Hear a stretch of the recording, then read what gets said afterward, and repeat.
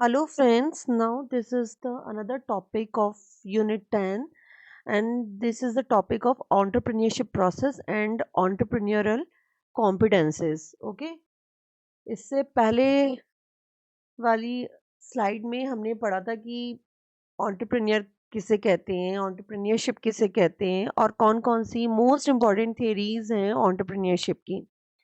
अब इसमें हम पढ़ेंगे entrepreneurship के प्रोसेस। एंटरप्रेन्योरशिप की प्रोसेस पढ़ने से पहले हमें ये देखना पड़ेगा कि एंटरप्रेन्योर की लाइफ की भी कुछ स्टेजेस होते हैं जिसे आप एज अ प्रोसेस भी एक्सप्लेन कर सकते हैं।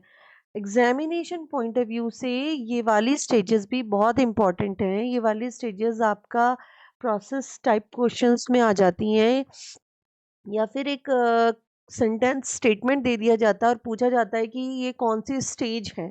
तो आपको इन स्टेजेस के बारे में भी पता होना चाहिए। देखिए, आइडिएशन स्टेज सबसे पहली स्टेज होती है। आइडिएशन स्टेज, आइडिएशन नाम से पता चल रहा है, जिसमें आप आइडिया एंटरप्रेन्योर एक आइडिया डेवलप करता है, बिजनेस आइडिया डेवलप करता है अपने माइंड में। ओके, इसमें आइडिया क्रिएट होता है, आइडिया का पोटेंशियल होता है कि भाई वो कितना अच्छा आइडिया है, ये सब कुछ आइडिएशन स्टेज में होता है। Next is your conception concept stage. Concept stage is where the entrepreneur begin to flesh out their ideas and develop a business plan. देखो, आइडिएशन स्टेज में सब कुछ आपके दिमाग में होता है। आप दिमाग में सोच के चलते हैं कि हम ये करेंगे, फिर ये करेंगे, फिर ये करेंगे और हमारा आइडिया सक्सेसफुल हो जाएगा। कंसेप्ट स्टेज उसके नेक्स्ट स्टेज हो जाती है, जिसमें एंटरप्रेन्योर्स अपने आइडियाज को बाहर निकालते हैं, मतलब एक प्लान के रूप में फॉर्मुलेट करना स्टार्ट करते हैं। उसके लिए वो मार्केट रिसर्च करते हैं कि अगर हमें ये प्रोडक्ट बनाना है तो मार्केट रिसर्च करना बहुत ज़रूरी है कि इस तरह के क्या प्रोडक्ट का मार्केट में कोई यूज़ है नहीं है, वो सक्सेसफुल होगा नहीं होगा, ये सब चीज़ें। Okay, then target audience. फिर हम देखते हैं कि हमारे प्रोडक्ट की जो टारगेट ऑडियंस है वो यही है, मतलब विद इन हमारी रीच में है। जैसे कहते हैं ना कि हम एक ऐसा प्रोडक्ट बनाने जा रहे हैं जिसकी ऑडियंस भाई फॉरेन कंट्रीज में ज़्यादा मिलेगी, जिसकी डिमांड फॉरेन में ज़्यादा है। अपने देश में तो बहुत कम है इस चीज़ की, इसके टारगेट ऑडियंस अपने देश में बहुत कम है। तो हमें ये चीज़ आइडेंटिफाई करनी बहुत ज़रूरी है कि हमारे दिमाग में तो बहुत बड़ा आइडिया है, लेकिन हमारे टारगेट ऑडियंस कौन-कौन से होंगे? बच्चे होंगे, बड़े होंगे, उनके अकॉर्डिंग ही आप मार्केटिंग स्ट्रेटजी रखेंगे। इस अपनी कंट्री के होंगे या फॉरेन कंट्री में उस प्रोडक्ट की ज़्यादा डिमांड है। ओके, नेक्स्ट आता है आपका third stage is your seed stage. Seed stage is where the entrepreneurs begin to raise the capital to get their business off the ground. मतलब बिजनेस को कंसेप्ट स्टेज से बाहर निकालने के लिए पैसे की जरूरत है, मतलब रियलिटी में लाने के लिए उसे पैसे की जरूरत होती है। अब एंटरप्रेन्योर इस स्टेज पे स्टार्ट कर देते हैं कि कहाँ से हमारा कैपिटल रेज होगा। ठीक है, at this point of time entrepreneur must have a solid business plan and a pitch deck to convince the investors to invest in their idea. इस समय उनके पास अच्छी खासी उनकी पिच होनी चाहिए, मतलब एक स्पीच होनी चाहिए उनके पास, ताकि वो अपने इन्वेस्टर्स को जिसे बोलते हैं अट्रैक्ट कर सकें कि आप हमारे यहाँ पर आकर पैसा लगाइए।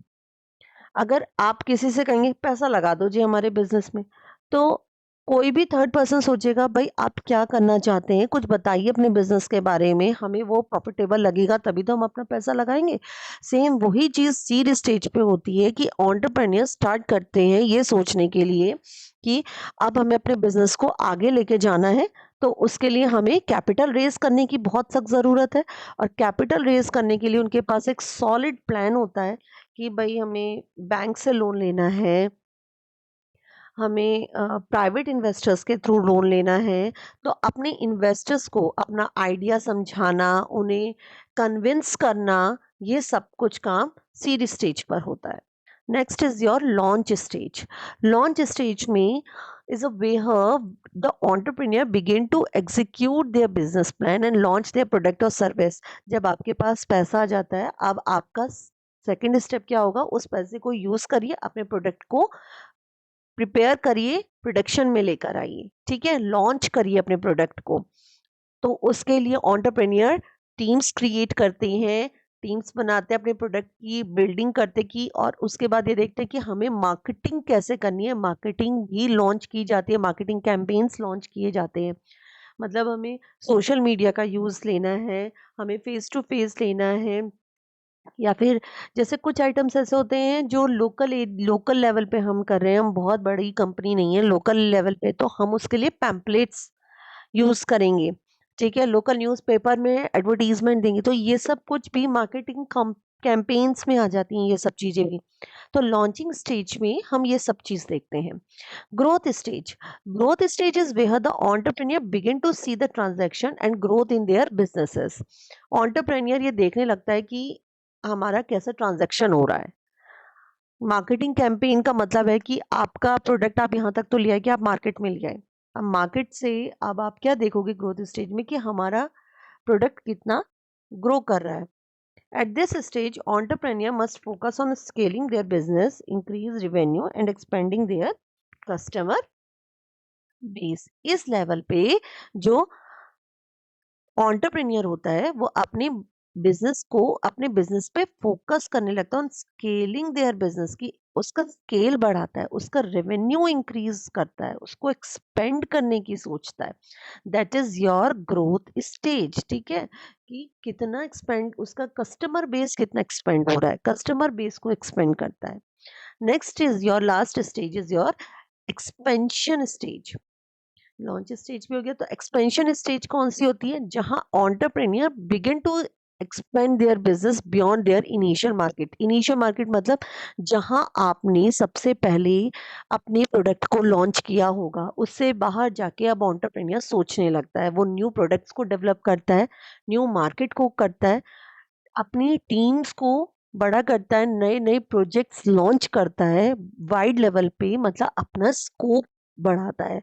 जैसे पहले स्मॉल स्केल पे कर रहा है, जब वो देखते हैं कि स्मॉल स्केल पे मेरा प्रोडक्ट सक्सेसफुल हो गया, तो फिर वो अपना स्केल इंक्रीज करता है, लार्ज स्केल पर करता है, या फिर लार्ज स्केल के लिए वो न्यू प्रोडक्ट्स डेवलप करता है, या फिर न्यू प्रोडक्ट्स लॉन्च करता है, या न्यू मार्केट में एंट्री करता है, ठीक है, सेम प्रोडक्ट के साथ न्यू मार्केट में एंट्री करता है।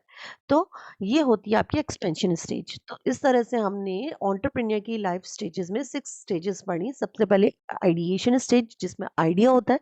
Next is your concept stage, जिसमें कोई भी एक कंसेप्ट को वो जो उसने दिमाग में डेवलप किया है उसको वो रियलिटी में लाना स्टार्ट कर देता है। Then next is your seed stage, जिसके लिए उसको फाइनेंस की ज़रूरत पड़ती है। किसी भी काम को पूरा करने के लिए, मार्केट में पूरा करने के लिए उसको मॉनेटरी हेल्प ज़रूर चाहिए होती है, तो that is your seed stage.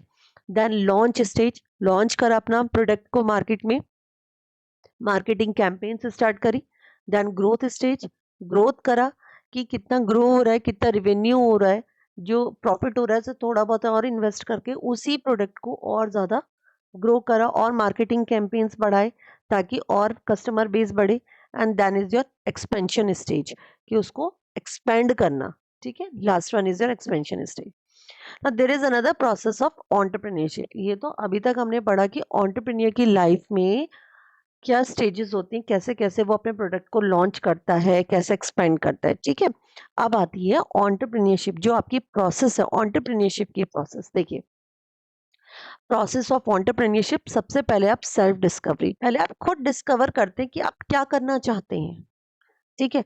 जब तक आप खुद ही नहीं डिस्कवर करेंगे कि आप क्या प्रोडक्ट लॉन्च करना चाहेंगे, तो एंटरप्रेन्योरशिप की प्रोसेस कैसे स्टार्ट होगी।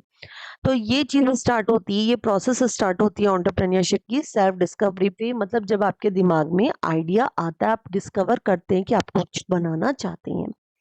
देन आइडेंटिफाइंग द अपॉर्चुनिटी, आप मार्केट में उस प्रोडक्ट की अपॉर्चुनिटीज को आइडेंटिफाई करना, कि मार्केट में उसका कुछ स्कोप है कि नहीं है, या फिर ऐसे ही काम हो जाएगा, ठीक है। एंटरप्रेन्योर बेसिकली क्या करते हैं, नीड्स देखते हैं, लोगों की वांट्स देखते हैं कि क्या उनकी इच्छा है, क्या प्रॉब्लम्स हैं, क्या चैलेंजेस हैं, उसके अकॉर्डिंग वो उन अपॉर्चुनिटी को क्रिएट करते हैं। जैसे मैं आपको एक एग्जांपल बताती हूँ। मान लो कोई एक स्कूल किसी ने ओपन करा, ठीक है, वो एक एंटरप्रेन्योर है, उसके दिमाग में था कि मुझे एक बहुत बड़ा स्कूल अपने एरिया में ओपन करना है, तो उन्होंने एक स्कूल ओपन करा, स्टैब्लिश कर दिया, स्कूल स्टार्ट भी हो गया। अब उन्होंने देखा, एंटरप्रेन्योर ने अपॉर्चुनिटी देखी कि यार स्कूल तो हमारा बहुत अच्छा चल रहा है, लेकिन यहाँ पे और भी अपॉर्चुनिटीज क्रिएट हो सकती हैं। मतलब जैसे बच्चे यहाँ पढ़ते हैं, तो उनको डेली रूटीन पे कुछ ना कुछ चीज़ों की ज़रूरत पड़ती है, बुक्स की, नोटबुक्स की। तो उन्होंने साइड में एक और आइडिया के साथ एक और बिजनेस क्रिएट कर दिया, वो है वहाँ पे शॉप लगा दी। मतलब कहते हैं आप, बुक सेलर्स की शॉप्स ओपन कर दी, जहाँ पे बच्चों की डेली की बुक्स प्रोवाइड होने लगी। तो उसको उसने आइडेंटिफाई करी अपॉर्चुनिटी की, स्कूलिंग तो हमने स्टार्ट कर ही चुके हैं, लेकिन यहाँ एक और अपॉर्चुनिटी है, इसके साथ हम एक साइड बिजनेस का भी ओपन कर सकते हैं। तो that is the identifying the opportunity. Opportunity को आइडेंटिफाई करिए आप। Then generating and evaluating the ideas, he uses his creativity. देखो, जो एंटरप्रेन्योर होता है ना, वो अपनी क्रिएटिविटी को यूज करता है, अपने पास्ट एक्सपीरियंस को यूज करता है। किसके लिए यूज करता है? कि वो आइडियाज क्रिएट करता है, आइडियाज को कलेक्ट करता है, उनको इवेल्युएट करता है। ठीक। तो ये इसका थर्ड पॉइंट है कि generating and evaluating ideas. Entrepreneurship के प्रोसेस में थर्ड होता है कि वो आइडियाज को इवेल्युएट कर रहा है। Fourth is your planning. फिर वो प्लानिंग फेज में चला जाता है। अब प्लान बनाना स्टार्ट करते हैं कि कहाँ से मुझे फाइनेंशियल रिसोर्स चाहिए, कहाँ से ह्यूमन रिसोर्स चाहिए, टेक्निकल रिसोर्स, मटेरियल रिसोर्स कहाँ से मिलने चाहिए। ये सारी प्लानिंग पीरियड में आ जाता है। Then raising the startup capital. देखो, प्लानिंग पीरियड में सब चीजें रिटर्न में होती हैं, हाथ से लिखी हुई हैं। एक बिजनेस प्लान है बुक पे, आप एक प्रोजेक्ट बना रहे हो, उसमें सब कुछ आपने फॉर्मेट कर दिया। लेकिन अब रियलिटी पे आ जाओ। Raising the startup capital. Startup capital हमने अभी पहले भी पढ़ा है कि सीड कैपिटल क्रिएट करता है, वो इन्वेस्टर्स को अपने बिजनेस प्लान के बारे में बताता है, जिससे कि उसको स्टार्टअप कैपिटल मिलनी स्टार्ट हो जाती है। ओके। Then startup. अब जब ये सब कुछ हो गया, पैसा आ गया, बिजनेस स्टार्ट कर दिया, देन स्टार्टअप बिजनेस को स्टार्ट कर दिया उसने अपनी रिक्वायरमेंट के अकॉर्डिंग, उसने अपने टेस्ट के अकॉर्डिंग, अपने कस्टमर की प्रेफरेंसेस के अकॉर्डिंग बिजनेस को स्टार्ट किया, अपने प्रोडक्ट को उस तरह से लॉन्च किया जैसे कि मार्केट में कस्टमर की डिमांड है। कस्टमर की डिमांड के अकॉर्डिंग आप अगर प्रोडक्ट को लॉन्च करेंगे, अपने आइडिया में थोड़ा बहुत मॉडिफिकेशन करके करेंगे, तो आपको भी प्रॉफिट होगा और कस्टमर भी उस चीज को लेने में इंटरेस्टेड होगा। ओके। देन स्टार्टअप के बाद क्या होता है? उसके बाद होता है ग्रोथ। कि टाइम टू टाइम वो देखता है कि मेरा प्रोडक्ट कितना ग्रो कर रहा है। Time to time different strategies आ रही हैं मार्केट में, डिफरेंट इकोनॉमिक पॉलिसीज आ रही हैं मार्केट में, तो ये सब चीजें उसके प्रोडक्ट की ग्रोथ पे कैसा इफेक्ट डाल रही है, पॉजिटिव या निगेटिव इफेक्ट डाल रही है, ये सब कुछ देखते हैं, उसके अकॉर्डिंग वो ग्रो करता है अपनी टाइम के साथ, अपनी थोड़ा बहुत अपनी स्ट्रेटजीज में चेंजेस कर देते हैं वो ग्रोथ में। ठीक है। Next is your harvest. Harvesting is the final stage. इसमें क्या होता है? एंटरप्रेन्योर ना वैल्यू क्रिएट करता है, मतलब वो अ, जानता है कि अगर मैं इससे ज्यादा अपनी कंपनी में नहीं कर सकता, और तो या तो वो उसको सेल करेगा या फिर न्यू इन्वेस्टमेंट क्रिएट करेगा अपनी कंपनी में, ताकि नया प्रोडक्ट या फिर नए मार्केट में आपको एंट्री कर सके। एक लिमिट टाइम होता है कहीं पर भी पैसा कमाने का। आपने प्रोडक्ट लॉन्च करा, जितने कस्टमर उससे खरीद सकते थे उन्होंने खरीदना स्टार्ट किया। ग्रोथ स्टेज में आपने थोड़ा बहुत इन्वेस्टमेंट और करा ताकि आप कस्टमर का बेस बढ़ा सके। अब जब एक लिमिट हो चुकी, भाई इससे ज्यादा कस्टमर बेस नहीं बढ़ेगा, तो इसका मतलब है कि अब हार्वेस्ट का टाइम आ गया कि या तो आप वहां पर अपने प्रोडक्ट में चेंजेस करके एज अ न्यू प्रोडक्ट उसको लॉन्च करिए, या एक नया मार्केट ढूंढिए और सेल आउट करके एग्जिट हो जाइए। ठीक है। ये होती है प्रोसेस ऑफ एंटरप्रेन्योरशिप। इसे हम बहुत डिफरेंट टाइप्स में भी देख सकते हैं। जैसे ये identification and evaluation of the opportunity. सबसे पहले आप क्या करोगे? आइडेंटिफाई करोगे, इवेल्युएट करोगे अपॉर्चुनिटी को। Development of the business plan, कि आप उस अपॉर्चुनिटी के लिए बिजनेस प्लान को डेवलप करोगे। डिटर्मिनेशन ऑफ रिक्वायर्ड रिसोर्सेज, की कौन कौन से रिसोर्सेज आपको ज़रूरत है, उसमें पैसे की ज़रूरत है, रॉ मटेरियल की ज़रूरत है, ह्यूमन रिसोर्स की ज़रूरत है, उन सबको कलेक्ट करना, management of the resulting enterprise, ठीक है, मैनेज करना, उन रिसोर्सेज को प्रॉपर मैनेज करना बहुत ज़रूरी है। And next is your harvesting. Harvesting मतलब अभी मैंने जैसे बताया, फाइनल स्टेज होती है एंटरप्रेन्योर प्रोसेस की, जिसमें एंटरप्रेन्योर डिसाइड करता है कि फ्यूचर की ग्रोथ के लिए हमें क्या करना है, हमें और इन्वेस्ट करना है, न्यू मार्केट में जाना है, या फिर हमें यहाँ से सेल आउट करके एग्जिट करना है। ये डिफरेंट प्रोसेस है सब कुछ सेम चीज ही, लेकिन एक्चुअली क्या होता है ना, एग्जाम में आपको जब नए वर्ड्स दिखाई देते हैं तो you are getting confuse at that time कि ये तो हमने नहीं पढ़ा है, लेकिन होता वही चीज है। अभी हमने प्रीवियस टू में नेम डिफरेंट थे, लेकिन प्रोसेस वही सेम चल रही है, ठीक है। सेम इसमें देखो, इसमें discovery, identify a new product और service, then you are evaluating the market, ठीक है, कि कैसा मार्केट में कैसा प्रोडक्ट चाहिए, इवेल्युएट करोगे, रिसर्च करोगे, मार्केट रिसर्च एंड इवेल्युएशन करोगे आप, ठीक है। स्ट्रक्चरिंग द वेंचर, उसके बाद अपना लीगल स्ट्रक्चर स्टार्टअप करोगे, कहाँ से परचेज करना है, कहाँ से क्या करना है, okay. Next is your strategic planning, आप प्लानिंग बनाना स्टार्ट करोगे न्यू वेंचर के लिए, नई अपनी कंपनी के लिए। Operational and financial planning create करोगे कि कहाँ से पैसा लेना है, कैसा प्रोड्यूस करना है, कैसी मार्केटिंग चाहिए, ठीक है। क्रिएटिंग द बिजनेस प्लान, उसके बाद समराइज द प्लानिंग।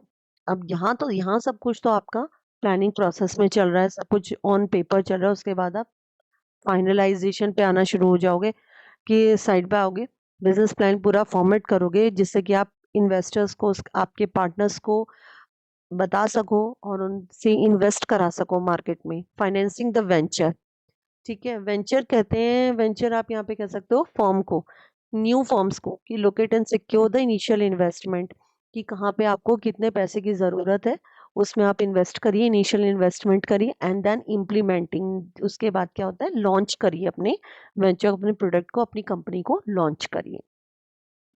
अब इस यूनिट में एक और बहुत इंपॉर्टेंट टॉपिक आता है, वो होता है एंटरप्रेन्योर कॉम्पिटेंसी।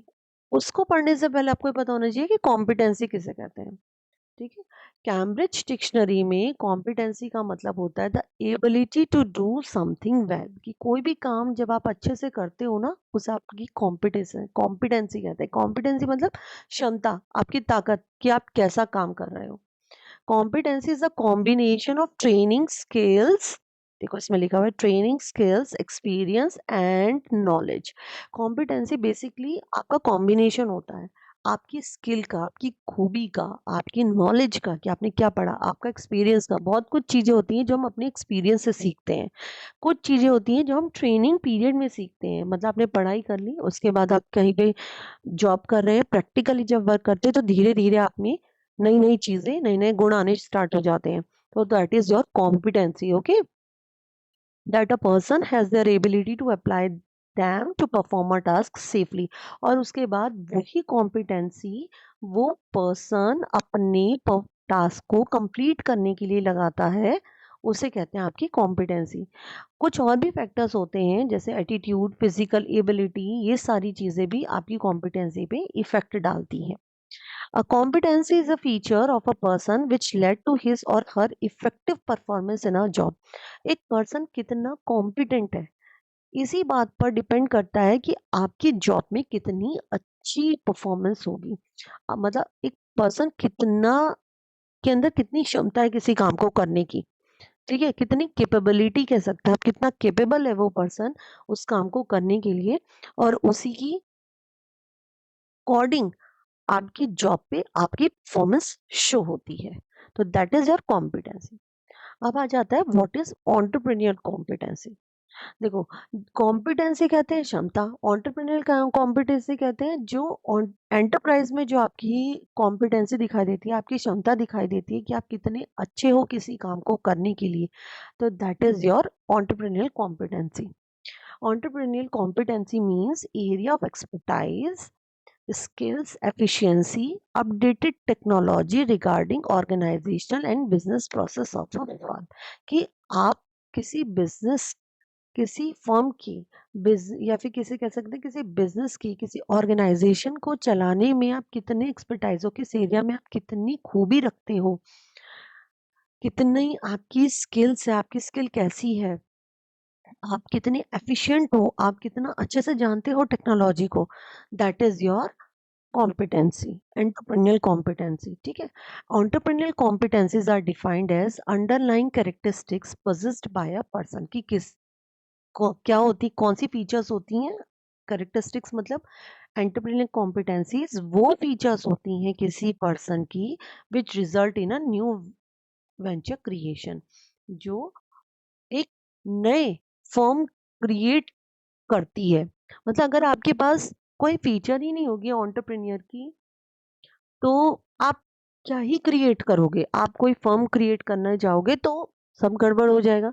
एक एग्जांपल देती हूँ, अगर कोई बच्चा इंग्लिश में बहुत अच्छा है, उसकी इंग्लिश की ग्रामेटिकल बहुत अच्छी है, तो जब वो एक ऐसे लिखेगा तो बहुत ढंग से लिखेगा, लेकिन अगर उसमें ग्रामर ही सही नहीं है, उसकी ग्रामेटिकल मिस्टेक्स बहुत होती हैं, तो जब वो ऐसे लिखेगा भी तो भी वो प्रॉपर फॉर्म में अपने व्यूज को एक्सप्लेन नहीं कर पाएगा, क्योंकि उसमें वो कॉम्पिटेंसी ही नहीं है, उसमें वो क्षमता नहीं है, क्योंकि उसके अंदर वो खूबी ही नहीं है कि वो चीज़ वो लिख सके।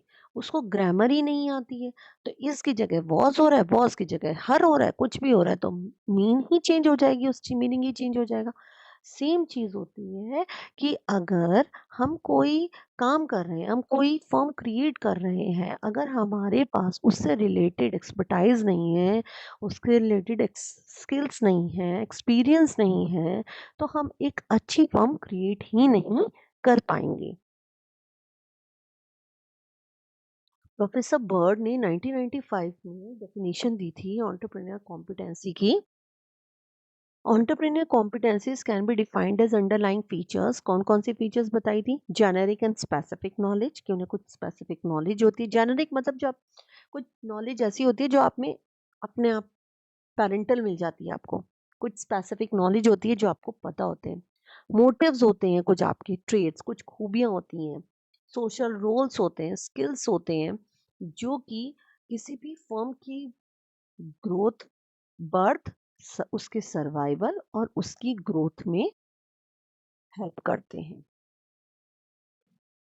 इन कॉम्पिटेंसीज के 3 लेवल होते हैं। देखिए, personal competency, interpersonal competency and business competency. Personal competency किसे कहते हैं? जैसे जो आपके खुद के अंदर है, जैसे क्रिएटिविटी, कितने आप क्रिएटिव हो, नई नई चीज़ों को, नई नई प्रॉब्लम को सॉल्यूशन कितना डिफरेंट हट के निकालते हो। आप कितने डिटरमाइन हो अपनी चीज़ को करने के लिए। आप खुद के लिए कितना क्रिटिसाइज करते हो, मतलब आप गलती करते हो, आपको नुकसान होता है, तो आप खुद कितना अपने आप को क्रिटिसाइज करते हो। ये नहीं कि अपनी गलती दूसरे के ऊपर डाल रहे हो।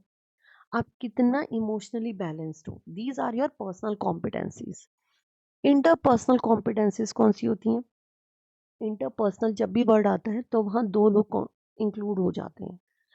दो लोग जब आमने सामने, कम्युनिकेशन स्किल्स कैसी हैं आपकी, आपका करिश्मा, आपकी एंगेजमेंट, आप दूसरे से कैसे, मतलब आप दूसरे को कितना प्रभावित कर लेते हो अपनी बातों से। आप कितना डेलीगेट कर सकते हो पावर को, कितना अच्छे से मैनेज कर सकते हो, कितना रिस्पेक्ट दे सकते हो और कितनी रिस्पेक्ट दूसरे से ले सकते हो। That is your interpersonal competencies. इसका एक एग्जांपल देती हूँ। जैसे कोई पर्सन बोलने में बहुत अच्छा होता है, किसी को अपनी बात को समझाने में बहुत अच्छा होता है, तो वो उसका ऐसा होता है ना, उसके बोलने का ढंग ऐसा होता है कि आप खुद ब खुद उससे इम्प्रेस हो जाते हो और उसकी बात को ध्यान से सुनने लगते हो कि हाँ, यस, शी इज राइट या ही इज राइट, बहुत सही कह रहे हैं, हमें ऐसे ही काम करना चाहिए। तो ये उसका करिश्मा है, उसका, उसकी एंगेजमेंट है, उसका कम्युनिकेशन स्किल है, जिससे आप इफेक्टेड हो। ओके, तो दैट, ये उसकी कॉम्पिटेंसी है, इंटरपर्सनल कॉम्पिटेंसी। थर्ड वन आती है business competency. Business competency, obvious सी बात है कि आप में बिजनेस करने की कितनी क्षमता है, आपका बिजनेस का विजन क्या है, आप क्या अपनी बिजनेस को कहाँ पे ले जाना चाहते हो। छोटे लेवल पे आपके, आप अपने बिजनेस का क्या ऑब्जेक्टिव रखते हो, कैसे अपने रिसोर्सेज को मैनेज करते हो, कैसे अपना नेटवर्क फैलाते हो। एक छोटे एरिया में बिजनेस कर रहे हो जबकि आपके पास रिसोर्सेज बहुत अच्छे अवेलेबल हैं, लेकिन आपकी नेटवर्किंग इतनी अच्छी नहीं है कि आप अपने दूर दूर तक अपने एरिया, अपने बिजनेस को फैला सको, तो वो बेकार हो गया। तो बिजनेस कॉम्पिटेंसी में आपका बिजनेस विजन कैसा है, आप कैसे अच्छे से रिसोर्सेज को मैनेज कर रहे हो, आप नेटवर्किंग कैसी है आपकी, ठीक है, आपका सोर्सेस कैसे हैं नेटवर्किंग के, निगोशिएटिंग स्किल्स, अगर आप किसी और थर्ड पार्टी से डील कर रहे हो, अगर सब चीज़ें उसके फेवर में चली जाएंगी तो भाई आपको क्या प्रॉफिट होगा। तो आपकी निगोशिएटिंग स्किल्स कितनी अच्छी, कैसे आप अपने प्रॉफिट के लिए उसकी भी थोड़ी बात मानते हो और अपनी भी बात उससे मनवा लेते हो कि भाई मैं तो इतने ही प्राइस पर आपको प्रोडक्ट दे पाऊंगा। तो that is the negotiating skills. Okay, अब हर एंटरप्रेन्योर में ये 9 बिजनेस कॉम्पिटेंसीज होती हैं। मेरे फर्स्ट लेक्चर में मैंने एंटरप्रेन्योर की फीचर्स पढ़ाई थी। सेम लाइक कॉम्पिटेंसीज होती हैं। जो एक एंटरप्रेन्योर में फीचर होगी, खासियत होगी, वही उसकी कॉम्पिटेंसी बन जाएगी, वही उसकी खासियत बन जाएगी, ठीक है। जैसे नंबर फर्स्ट इज योर उसकी कम्युनिकेशन स्किल कैसी है, उसका नेटवर्किंग कैसा है, लीडरशिप स्टाइल, कि वो अपने फर्म के अंदर कितना अच्छा लीडर है, कैसे वो पावर्स को डेलीगेट करता है, लोगों को एक अच्छे लीडर की तरह से काम समझाता है, काम को अपने काम को पूरा करवाता है, that is leadership style. Sales, sales का मतलब है कि उस वो कैसी कौन सी मार्केटिंग स्ट्रेटजीज यूज करता है ताकि उसकी सेल्स इंक्रीज हो जाए। फीडबैक, लोगों से फीडबैक लेना, उसका पॉजिटिव या निगेटिव इम्पैक्ट को समझना, that is your feedback. Finances, market में अगर आपको ग्रो करना है तो आपके पास पैसा होना बहुत ज़रूरी है। अगर पैसा इस समय अवेलेबल नहीं है और आपको चाहिए, तो कैसे आप फाइनेंसिस को क्रिएट करते हैं, ये आपकी कॉम्पिटेंसी है। ये एक एंटरप्रेन्योर की कॉम्पिटेंसी होती है कि वो किस ढंग से, बहुत सारे रास्ते होते हैं मार्केट में पैसे को अर्न करने की, ये अपनी फाइनेंस को क्रिएट करने की, लेकिन वो आपको आनी चाहिए, वो आपकी कॉम्पिटेंसी होनी चाहिए। अगर आपके पास वो कॉम्पिटेंसी नहीं है तो आप एक अच्छा एंटरप्रेन्योर नहीं हो सकते। फोकस, आपका ध्यान इधर उधर नहीं, अपने मेन मकसद पे होना चाहिए कि मुझे अपनी कंपनी को कहाँ लेके जाना है। कंपटीशन होता है मार्केट में, अगर आप अनयूजुअल कंपटीशन में इंक्लूड करेंगे तो कोई यूज नहीं होगा। तो दैट इज योर फोकस, कि आप अपनी चीजों पर फोकस रखें। आपके अंदर ये कॉम्पिटेंसी होनी चाहिए कि आपका ध्यान आपके मेन मोटिव पर रहना चाहिए, फोकस्ड रहना चाहिए। मैनेजमेंट, हर काम को एक प्रॉपर ढंग से मैनेज करना, अपनी फर्म में मैनेजमेंट करना ज़रूर आना चाहिए। मैनेजमेंट, टाइम मैनेजमेंट, लेबर को मैनेज करना, डिफरेंट डिपार्टमेंट्स को मैनेज करना, मार्केटिंग डिपार्टमेंट को मैनेज करना, ठीक है, फाइनेंसिस को डिपार्टमेंट को मैनेज करना आना चाहिए, जब तो आप रिटर्न कर सकते हैं। तो एक एंटरप्रेन्योर में ये कॉम्पिटेंसी होनी बहुत ज़रूरी है कि दूसरे को वो मैनेज करे। खुद तो वो मैनेज हो रखा है, लेकिन अगर वो अपने फर्म के अंदर कुछ प्रॉब्लम्स आ रही हैं, लेबर को कुछ प्रॉब्लम आ रही है, अगर उसको वो मैनेज नहीं कर पा रहा है तो उसकी कंपनी आगे कैसे रन करेगी। तो मैनेज करना। Last one is your mindset, उसका माइंडसेट कैसा होना चाहिए, उसको सही गलत की सब चीज़ों की समझ होनी चाहिए। ओके, ये कॉम्पिटेंसी होनी चाहिए कि वो ये डिसाइड कर सके कि मैं अगर कोई डिसीजन ले रहा हूँ तो वेदर इट इज करेक्ट और not, whether it is wrong या वेदर इट इज फ्रूटफुल और नॉट, कि ये फायदेमंद रहेगा ये डिसीजन या नहीं रहेगा। फ्यूचर को देख के, लोगों की माइंडसेट को देख के ये डिसीजन लेने वाली कॉम्पिटेंसी उसके अंदर होनी चाहिए। ओके, सो एंटरप्रेन्योर में ये सारी 9 competencies होनी मस्ट है। These are the entrepreneurial competencies। देखिए, from the examination point of view you must need to learn all the points related to it. आपको कंसेप्ट क्लियर होना चाहिए कि आपकी entrepreneurial कॉम्पिटेंसी किसे कहते हैं। एग्जामिनेशन में क्या होता है ना, आपको स्टेटमेंट दे दिया जाता है and now you have to decide what it is said to be. क्या कहा जाता है इसे, सर्विस कहा जाता है इसे, पर्सनालिटी कहा जाता है इसे, कॉम्पिटेंसी कहा जाता है इसे, क्या कहा जाता है। इस तरीके के क्वेश्चंस होते हैं, या फिर क्वेश्चंस आते हैं आपके प्रोसेस में। तो मैंने डिफरेंट टाइप की प्रोसेस दी है, मेन प्रोसेस आपकी यही वाली रहेगी, बट इसमें कुछ वर्डिंग्स का चेंज करके एग्जामिनेशन में आ जाता है, इसीलिए मैंने आपको डिफरेंट टाइप की वर्डिंग्स के साथ भी ये प्रोसेसेस क्लियर करी है।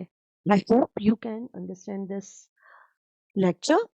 Okay, in the next lecture, I'm going to start the next topic, that is your women's entrepreneur and rural, that is your entrepreneur and entrepreneur. Okay, and then woman entrepreneur. Okay, thank you.